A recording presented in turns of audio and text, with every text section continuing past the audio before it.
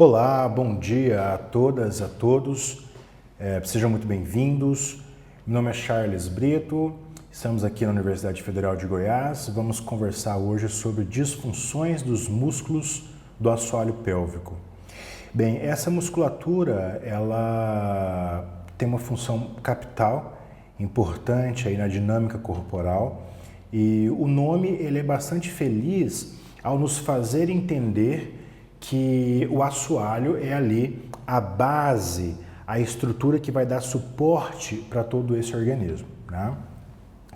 E aí, no que diz respeito à lógica muscular, a gente sabe também que à medida que o tempo vai passando, nós vamos envelhecendo, diz respeito à chamada senescência, que é o envelhecimento normal, fisiológico, ocorrer uma diminuição, uma perda dessa força, dessa qualidade desse músculo. As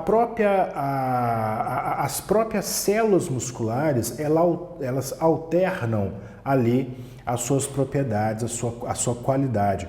Inclusive o tipo de grupo muscular, né, de célula muscular, a própria quantidade de gordura, de água que essa célula vai ter, com o passar do tempo ela vai alterando. E essa alteração vai trazer comprometimentos vários para esse organismo, né, gerando inclusive algumas disfunções.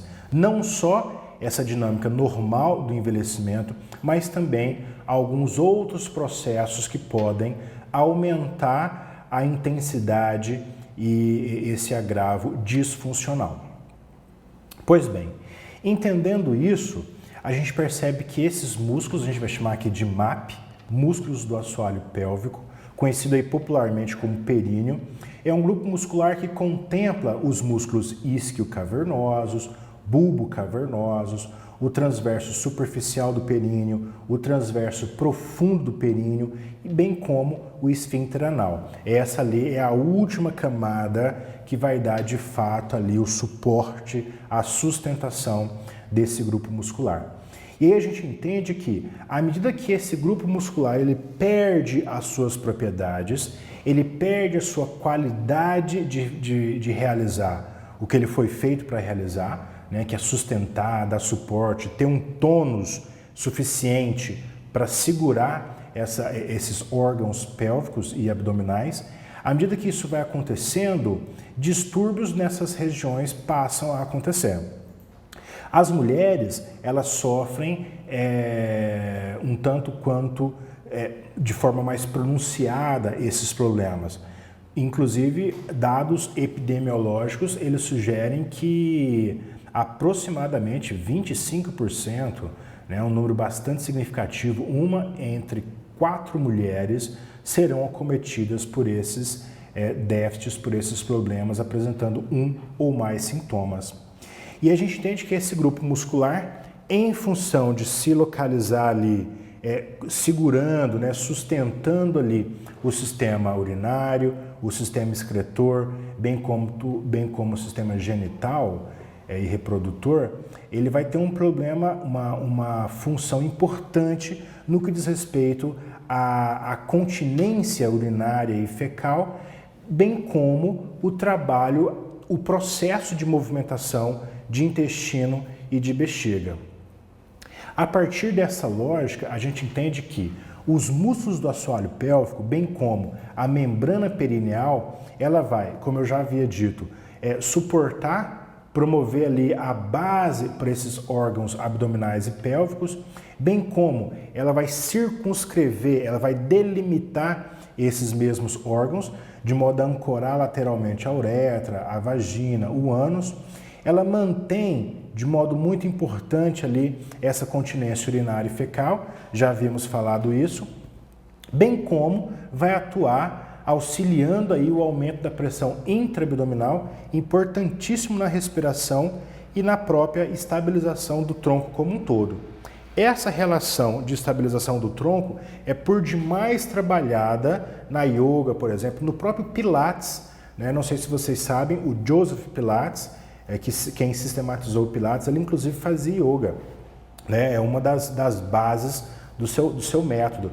E aí no Pilates a gente vai trabalhar com o chamado core, né, ou powerhouse, esse centro de força aqui, né, essa casa de força. Então a importância de ter essa região abdominotorácica ou essencialmente abdominal é estável, né, para que os vários outros trabalhos, inclusive com os meus segmentos, eles aconteçam de forma natural, de forma tranquila.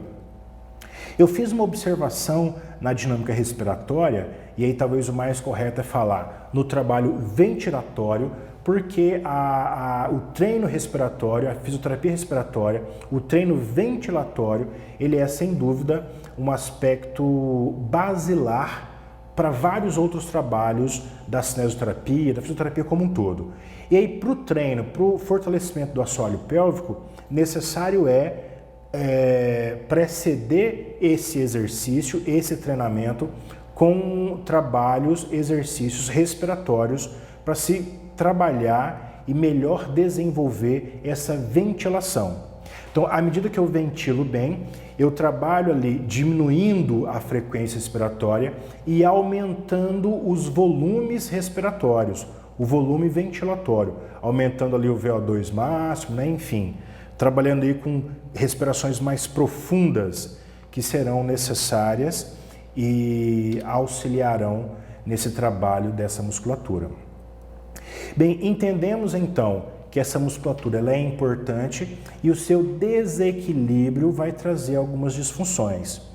Essencialmente, a literatura ela traz 3 grandes disfunções que vão impactar nessa musculatura do assoalho pélvico.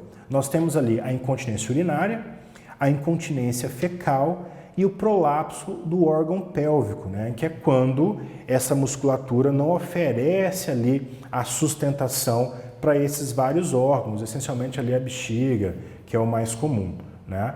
Então, esses órgãos vão se deslocar, né? Por isso a ideia de prolapso, causando aí eventuais quadros dolorosos, bem como protuberâncias ali, essencialmente acometendo, impactando o canal vaginal. Tá? Para além desses 3 grandes e basilares problemas, disfunções, nós temos ainda as disfunções de cunho sexual, e aí é um capítulo à parte isso aí, e que deve ser enfrentado. Nem sempre essas disfunções sexuais, elas são as queixas primárias, mas uma boa avaliação com certeza vai encontrar alterações de ordem sexual na vida desse homem ou dessa mulher quando acometido por um problema de assoalho pélvico. Então, muitas vezes o nosso paciente chega queixando ali da incontinência urinária, que é o mais comum, ou do prolapso, ou da incontinência fecal. E aí, à medida que essa avaliação, o processo de cuidado, o encontro terapêutico vai se aprofundando, essa mulher ou o homem entrega que a sua vida sexual não está como ela ou ele gostaria que fosse, né? Então o trabalho vai necessariamente envolver, contemplar essa parte importantíssima da vida humana, né? Inclusive é essencial para a perpetuação da vida humana, né? E não só dessa lógica reprodutora, mas enfim, pensando na lógica de satisfação, de prazer, enfim. Para além disso, nós temos as questões de obstipação, da própria constipação, esse intestino mais preso, essa movimentação dos órgãos abdominopélvicos quando estão disfuncionais, né, quando não funcionam. A partir disso, a gente entende que as alterações elas são complexas, elas são multissistêmicas, porque uma incontinência urinária ou eventual uma disfunção sexual vai impactar necessariamente na vida social desse sujeito, dessa pessoa, dessa mulher, né? E não só na vida social, ela pode se privar dessa relação social, né? Por exemplo, eu não vou visitar determinados familiares porque eu posso perder xixi e vão ver isso acontecendo, né? E para além dessas questões sociais que serão impactadas, é muito fácil a gente entender o transtorno, né? O impacto emocional que isso causa na vida de uma pessoa. Então, as alterações, elas são sempre complexas e sistêmicas e devem, na medida do possível, serem contempladas pelo bom cuidador, pelo bom terapeuta. Muitas vezes, obviamente, envolvendo aí um trabalho multiprofissional, multissistêmico como um todo, né? Por exemplo, com a colega da psicologia, com o colega médico e tantos outros colegas que podem auxiliar nesse cuidado, nesse trabalho terapêutico. Mas aí as pessoas nos perguntam lá, mas o que causa essas disfunções desse períneo, desses músculos do assoalho pélvico? E a literatura vai nos entregar que a imensa maioria, a causa é desconhecida, é idiopática, né? Mas para além dessa causa desconhecida, nós encontramos aí traumas na região pélvica, como eventuais acidentes, por exemplo. O próprio envelhecimento, ele tem um papel capital. Já falamos outrora que esse envelhecimento, a senescência, ou seja, eu estou falando aqui do envelhecimento normal, tranquilo, fisiológico, né? Se tudo acontecer bem, naturalmente, normalmente, eu vou perdendo função. A gente sabe que no gráfico da vida nossa, a gente começa lá embaixo, né, disfuncional, e o tempo vai passando, eu vou aumentando a minha capacidade, a minha força, o meu poder de funcionar, chego numa certa estabilidade, lá por volta dos 40, 50 anos, né? É um pouquinho mais, um pouquinho menos, e aí, a partir disso o gráfico nosso é só para baixo, né? O trabalho da fisioterapia é fazer com que esse declínio ele seja o mais prolongado possível, né? Porque um declínio rápido implica na morte desse sujeito, é tudo que a gente não quer. E aí, esse envelhecimento normal, já falamos, ele caminha com a diminuição da qualidade estrutural e fisiológica dos meus vários tecidos, dos meus vários sistemas.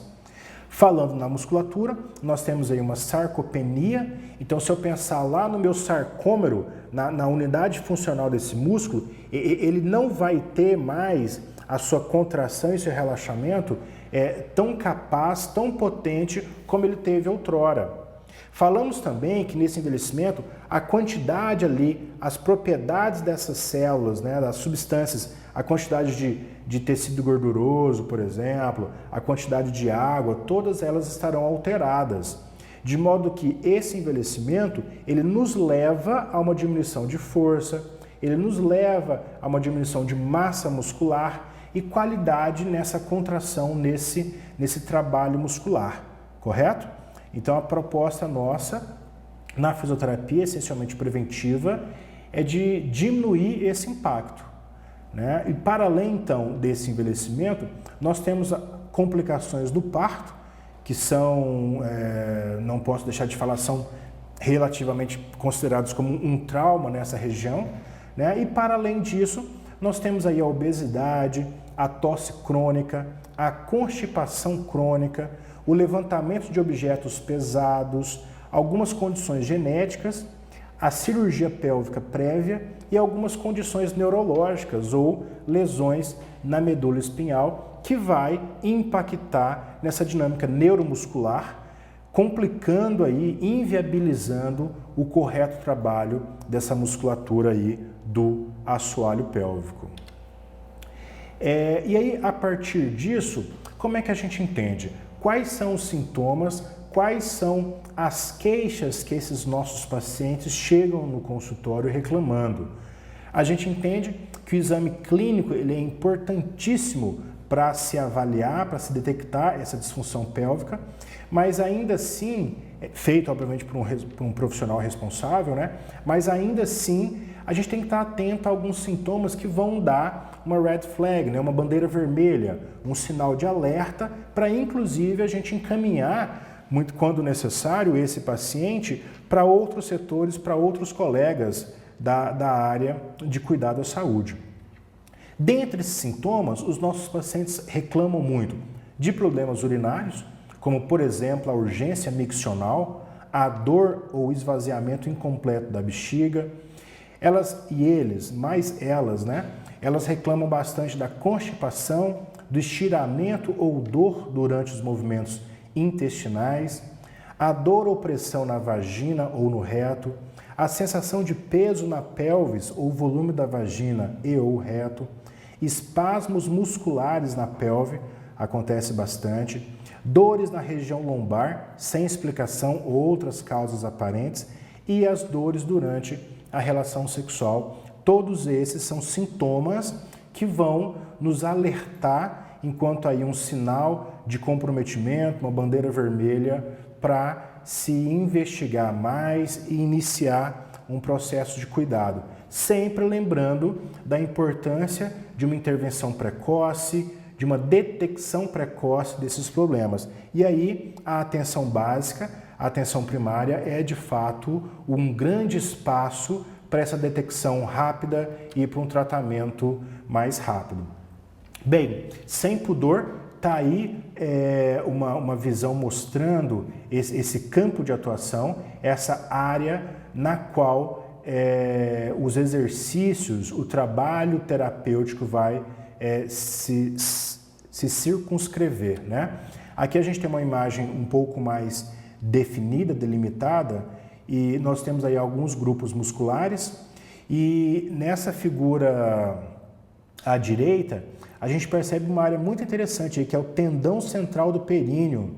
Essa região, a medicina tradicional chinesa, a acupuntura, reconhece um ponto de acupuntura que pode ser pressionado, pode ser estimulado durante em vários tipos de trabalhos. Já a medicina ayurvédica ou medicina indiana reconhece esse ponto ali como um chakra, um centro de energia, um centro de força, né? E bem como outras técnicas, outras práticas vão atuar ali, promovendo ali um bem-estar, um relaxamento para esse sujeito, para essa mulher. A massagem tântrica, por exemplo, utiliza essa região para dessensibilizar, para relaxar essa região, promovendo ali conforto, bem-estar e prazer para essa pessoa.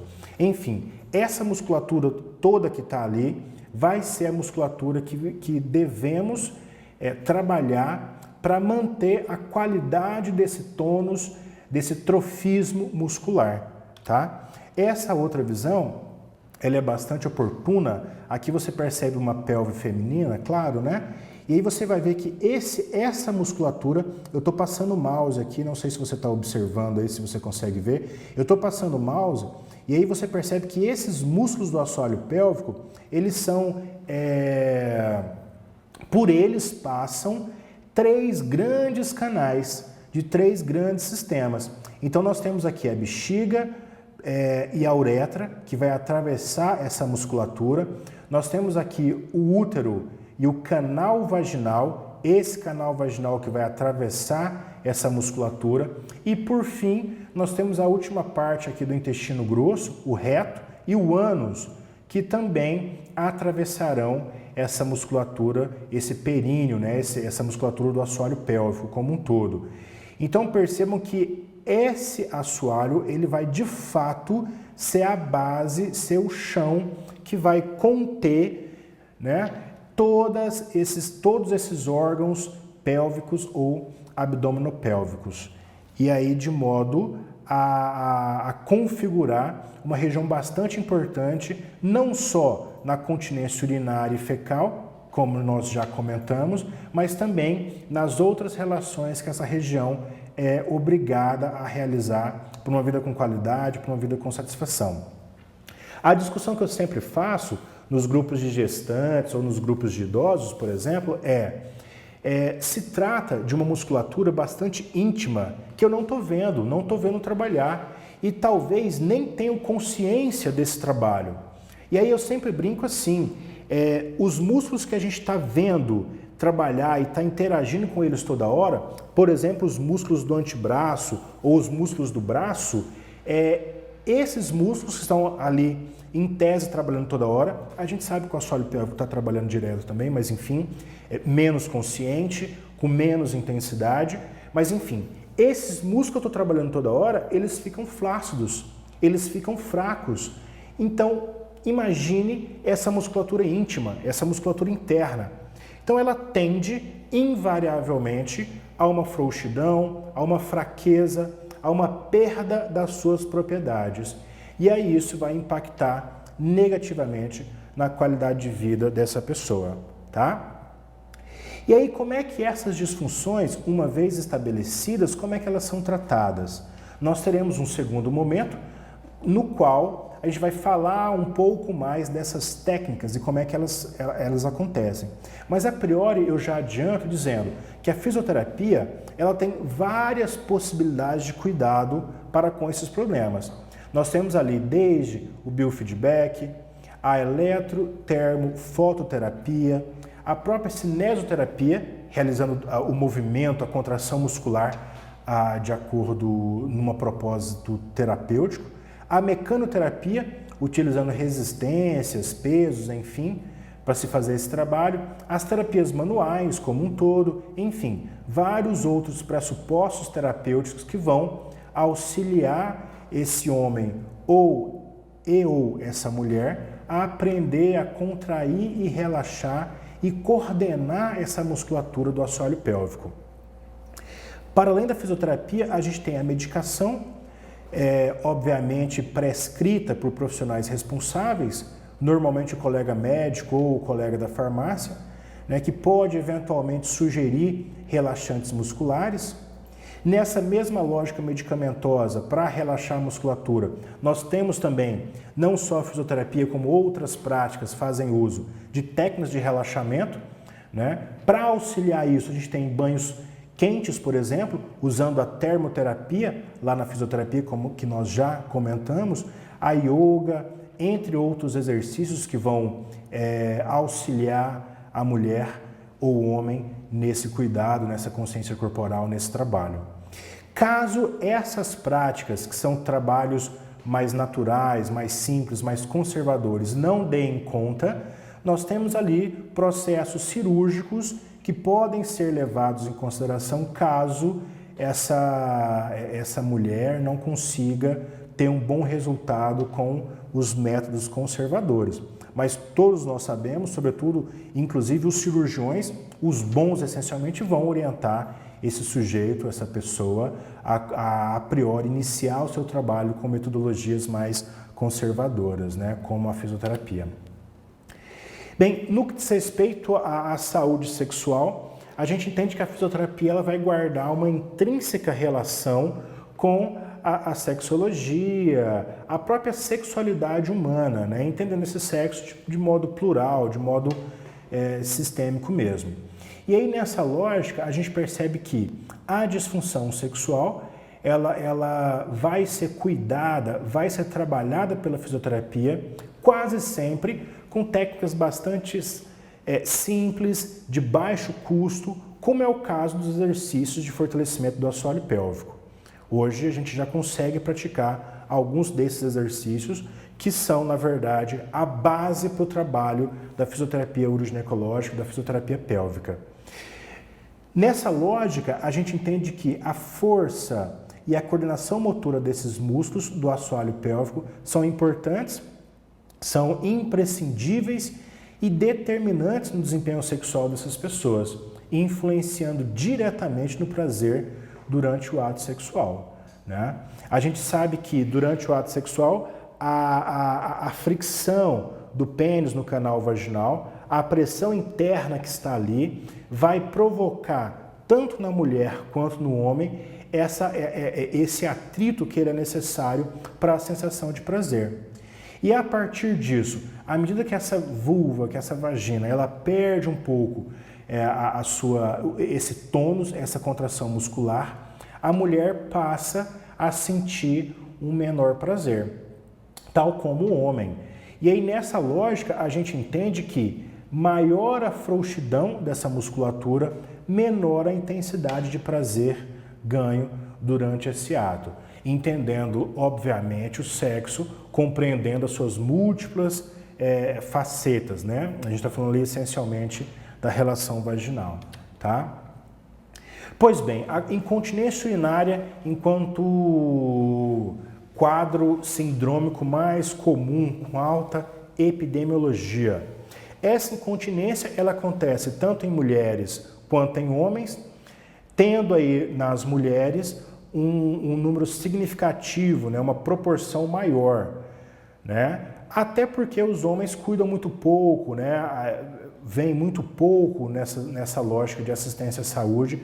Isso talvez a gente possa discutir num segundo momento aí, possivelmente em função dessa dinâmica cultural, social, a qual nós fomos criados e somos relativamente vítimas desses paradigmas, desses preconceitos sociais aí. Mas enfim, tema para uma outra conversa. A gente conhece que nos homens, as principais causas dessa incontinência são processos cirúrgicos na próstata, como por exemplo a prostatectomia radical. Nós temos também a hiperatividade vesical, que é uma contração involuntária da bexiga, e aí muitas vezes essa incontinência pode ser secundária a alterações neurológicas, ao aumento prostático ou algumas alterações, como diabetes mellitus, por exemplo. No que diz respeito aos distúrbios neurológicos, a gente tem a esclerose múltipla, a doença de Parkinson, que vão impactar na minha capacidade de contrair, ou melhor, de segurar, controlar o meu esfíncter para que eu não possibilite a perda miccional. Entre as mulheres, as principais causas estão no que diz respeito ao esfíncter urinário, né, e as perdas relacionadas ao esforço, como tossir, espirrar, caminhar, fazer ginástica, ainda que haja perdas por hiperatividade vesical, é bastante possível também. Para o diagnóstico da incontinência urinária, a gente conhece a importância da história clínica, do exame físico, comentamos sobre o teste do absorvente, o diário miccional bastante importante e a avaliação urodinâmica. Aqui nós temos um aparelho que faz essa avaliação urodinâmica, que vai ser um exame, na verdade, volumétrico, né? No qual eu vou perceber o volume miccional, a capacidade dessa bexiga de guardar, de armazenar essa urina antes, durante e depois da micção. No que diz respeito ao exame físico, nós temos o toque vaginal enquanto um fator bastante importante, ele é uma parte considerável desse exame físico, na qual a mulher é solicitada aí a contrair e a relaxar de modo voluntário essa musculatura, e aí com isso a gente consegue perceber se essa musculatura, como é que está o seu tônus, se está mais flácido, se está mais contraído, mais relaxado. É um exame bastante interessante e necessário para esse processo. Nós temos também, nessa perspectiva de monitoramento, o diário miccional, de modo bastante simplista. O próprio nome ele nos dá uma ideia bem interessante. Eu vou registrar ali o ato de fazer xixi, o ato miccional. A hora, o que eu fiz antes, o que eu tomei, a ingesta hídrica, né? E aí, como é que eu vou desenvolvendo essa função, esse ato aí, ao longo do dia ou dos dias. E aí, esse diário miccional é interessante para se tecer um cenário aí dessa atividade, né? O que aconteceu quando, por exemplo, eu perdi essa urina, eu fiz algum trabalho, fiz alguma atividade. Então, durante o trabalho, durante o ato de limpar a casa, carregar um peso, durante o ato sexual, por exemplo, houve perda urinária, tudo isso é interessante, tem que ser levado em consideração no trabalho, no cuidado terapêutico. Temos aí também a incontinência fecal, essa incapacidade de segurar fezes e gases. Nós temos aí vários níveis dessa incontinência, né? Desde um nível mais primário, com uma perda bem sutil, o mesmo vale para a incontinência urinária. Então essa perda pode ser bem sutil e eu posso perceber que eu estou perdendo, ou de repente uma perda bastante significativa, sem percepção, sem consciência do que está acontecendo, né? Essa incontinência ela pode se associar ou estar ou não associada ao prolapso anorretal, que já no caso configura uma outra doença do assoalho pélvico. E aí esse tratamento ele vai variar, obviamente, de acordo com a gravidade dessa incontinência. Nos casos mais leves, eventualmente medicamentos são interessantes, orientação nutricional pode ser suficiente para se eliminar alguns desses sintomas ou melhorá-los. Obviamente associado ao treino de fortalecimento, ao trabalho terapêutico nessa musculatura. Bem, temos ainda aí o prolapso dos órgãos pélvicos, quando o útero, bexiga, reto, intestinos perdem essa sustentação, e aí essa musculatura, ao estar mais fraca, mais frouxa, se estira, permitindo então que esses órgãos literalmente desabem, se insinue, abale aí os órgãos mais distais, mais inferiores, como é o caso da vagina ou do ânus. Esse problema ele é bastante frequente, mas a literatura vai dizer que nem sempre ela é trabalhada de forma adequada. Há estimativas epidemiológicas, o Hospital Albert Einstein publicou um material muito interessante falando sobre isso, que aproximadamente entre 30% e 50% das mulheres com esse prolapso, elas apresentam algum tipo de prolapso, e aí 10% dessas precisam inclusive de uma intervenção cirúrgica para essa contenção, tá? E aí a gente entende que essas operações elas vão reposicionar esse órgão e muito raramente remover parte desse órgão que está envolvido nesse prolapso ou até a totalidade desse órgão. E aí a gente entende que, além do tratamento cirúrgico, que é sempre a última opção, a gente sabe que a fisioterapia e orientações nutricionais são opções inteligentes de cuidado mais tranquilo para esse processo. Outro fator muito interessante, e daí a necessidade de um diagnóstico precoce, de uma intervenção precoce, é a sobreposição de sintomas. Muitas vezes as pessoas elas apresentam mais de um quadro, mais de um sinal e sintoma ligados a esse problema. Então, eventualmente, há, de modo concomitante, uma incontinência urinária e uma constipação, por exemplo, uma incontinência urinária e uma dor na relação sexual. Então, nós temos vários processos que podem se mesclar, se aliar aí, interferindo, prejudicando a qualidade de vida, o prazer, enfim, a forma dessa mulher, desse sujeito operar a vida e funcionar nessa vida. E aí, por isso, reitero, a atenção básica, a atenção primária é um lugar de excelência para se rapidamente, o mais rápido possível, diagnosticar essas alterações, intervindo para tentar dar conta e auxiliar esses usuários aí no seu cuidado. A partir disso, a gente entende que esses sintomas se mesclando, nós temos algumas alterações e associações possíveis. Por exemplo, algumas associações alimentares, como é o caso do uso da cafeína, pode predispor a alguma alteração, bem como a associação medicamentosa.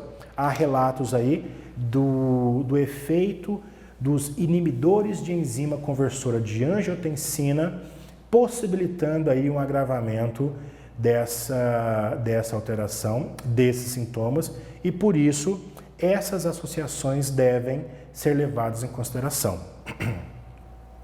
Mas nessa lógica, como é que a fisioterapia, houve aí uma desfiguração, né, da imagem, mas a gente segue aí, como é que a fisioterapia atua nesse trabalho dessa musculatura do assoalho pélvico? E aí a gente entende que, olha só, esse trabalho com a musculatura do assoalho pélvico, ela vai estar essencialmente ligada à minha consciência de corpo, à minha capacidade de contrair esses grupos musculares, né? Então, por exemplo, como é que você está com o seu corpo ali, né? Será que a gente conhece o nosso corpo? Essa é uma pergunta que a gente sempre faz. E aí, essa consciência, ela é importante para que eu desenvolva essa minha motricidade, eu desenvolvo os vários trabalhos corporais que eu realizo com a minha dinâmica neuromúsculo-esquelética para desenvolver as minhas várias ações. Seja essa ação ligada à satisfação sexual, por exemplo, ou seja essa ação ligada à minha continência urinária, à minha continência fecal, que já foram aqui relatadas. Como exemplo clássico, eu sempre brinco aí a capacidade que eu tenho de piscar. né? Você sabe piscar com um olho, sabe piscar com outro olho, né? Então, faça para provar para você que você consegue, né? Igual, por exemplo, o músculo auricular. Você consegue mexer a orelha só com os músculos auriculares, por exemplo? Eu, particularmente, não consigo, mas tem pessoas que conseguem. Eu sempre brinco que os caninos têm essa musculatura bem desenvolvida, né? Mas, eventualmente, alguns de nós conseguem realizar alguns movimentos que eu não consigo. Tal como na atividade física, no esporte, por exemplo, na dança. Tem pessoas que fazem com o seu corpo coisas que eu não consigo. E aí, essa consciência corporal vai dar a esse sujeito uma vantagem, né? A gente não precisa precisar aqui qual vantagem, mas sem dúvida, quem consegue desenvolver a sua motricidade, o seu corpo de modo mais interessante, vai conseguir realizar com esse mesmo corpo atividades mais interessantes, né? E aí a gente entende que a partir disso aí, essa consciência corporal, né, essa percepção do seu corpo no espaço, no tempo, ela é imprescindível para esse trabalho. E aí a gente vai complementar esse trabalho de percepção, de consciência corporal, com exercícios de fortalecimento que vão mobilizar, requisitar essas fibras musculares para que essa musculatura volte a ter as suas características, volte a realizar essa fisiologia de modo mais harmônico, de modo mais equilibrado possível. E aí, já para a gente já começar uma dinâmica um tanto quanto prática, eu convido vocês para a gente trabalhar um pouquinho contraindo essa musculatura. Como nós não temos uma boa consciência corporal a priori, uns mais, outros menos, eu sugiro que a gente comece contraindo todos esses músculos dessa região, tá? Então a gente pode contrair a priori, focando ali nos músculos do assoalho pélvico. Então você vai segurar o xixi e segurar o cocô. Eu vou representar o meu períneo, a minha musculatura do assoalho pélvico com minha mão. Então quando eu contraio a mão, você não está vendo, mas eu estou contraindo também os músculos do assoalho pélvico. Tá legal? Mas concomitante a essa musculatura, eu posso fazer uma contração mais geral, uma contração ampla, tá?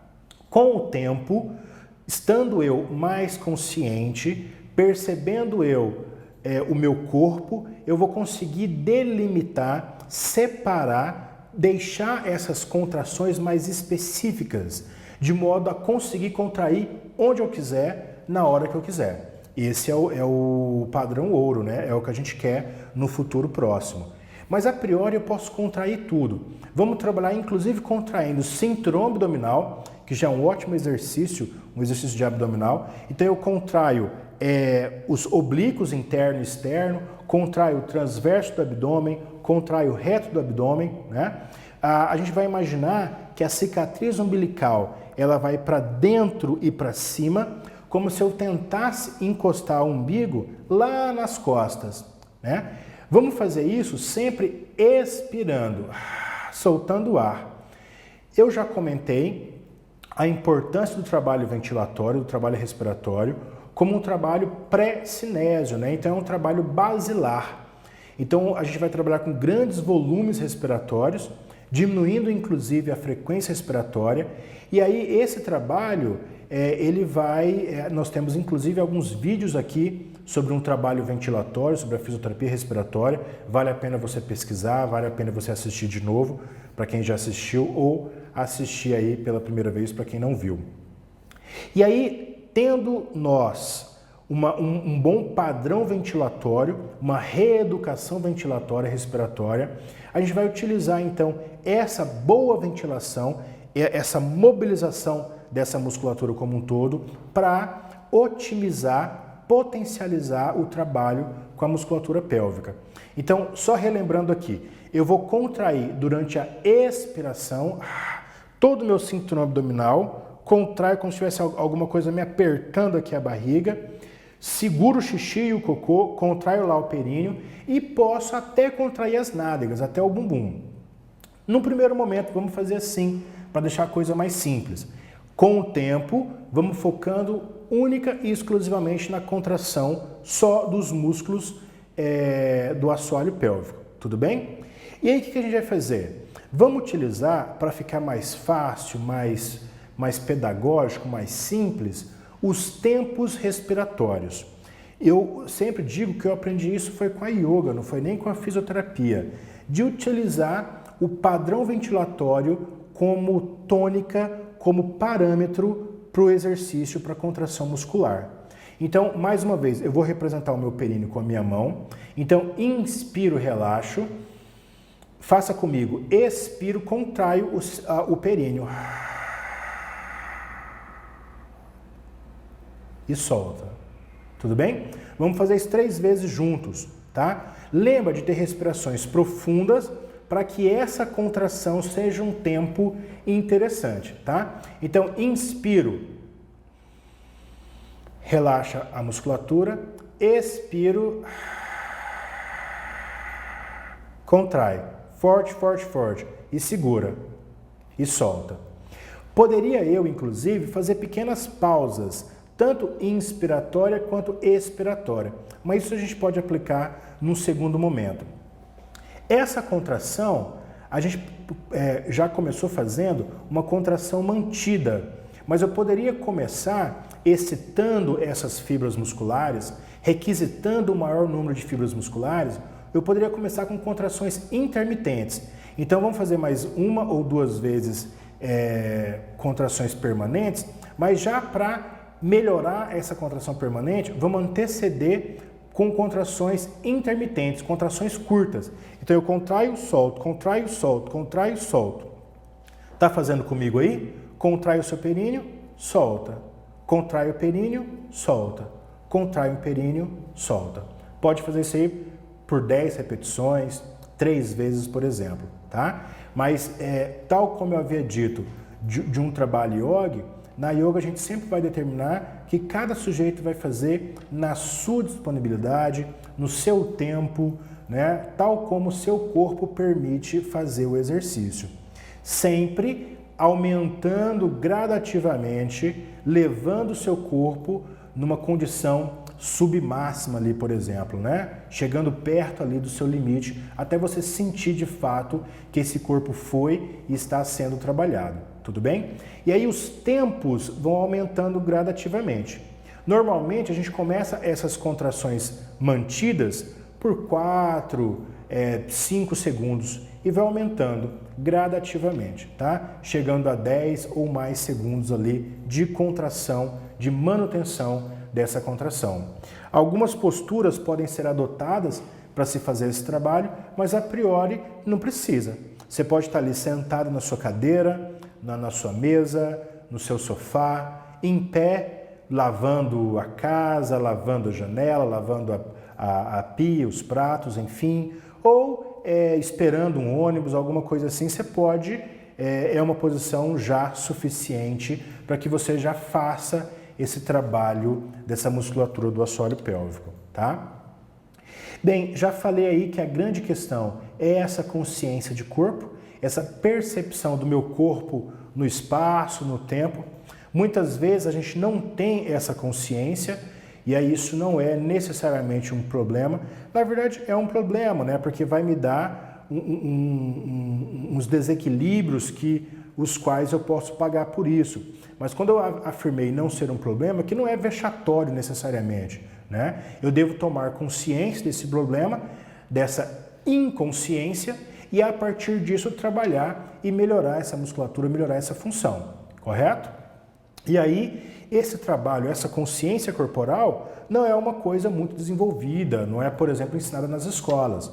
O nosso professor de educação física, por melhor que ele seja, talvez ele não nos ensinou a trabalhar determinados grupos musculares aí, e aí com isso a gente vai perdendo a capacidade de trabalhar essa musculatura e realizar essas funções a contento, né? Quem sabe isso deveria ser trabalhado aí desde sempre, desde essa criança, desde esse sujeito na sua fase mais tênue, por exemplo, e investindo aí numa prevenção desses agravos aí.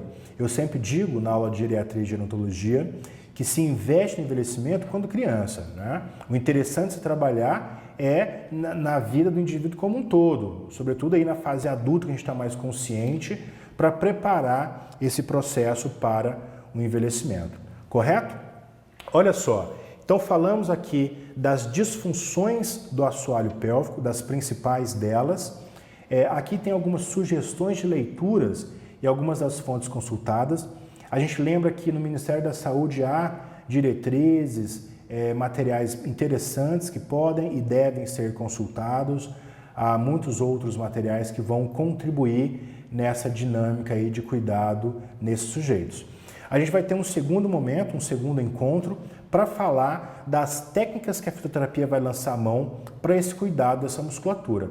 Lembrando que, apesar de ter um cenário bem amplo dessas várias técnicas, o exercício consciente, voluntário, a contração muscular é, sem dúvida, a dinâmica mais determinante, a dinâmica capital para esse cuidado. Tudo bem? Eu fico aqui, então, agradecido pelo tempo, pela disponibilidade, pelo desejo aí de estar empreendendo melhores e maiores cuidados para com os nossos sujeitos. E espero eu que a fisioterapia uroginecológica, a fisioterapia pélvica possa contribuir na sua vida pessoal e na sua vida profissional para que a gente dê conta desses agravos aí e consigamos viver com mais qualidade, com mais prazer, tudo bem? Bem, aí estão os meus contatos.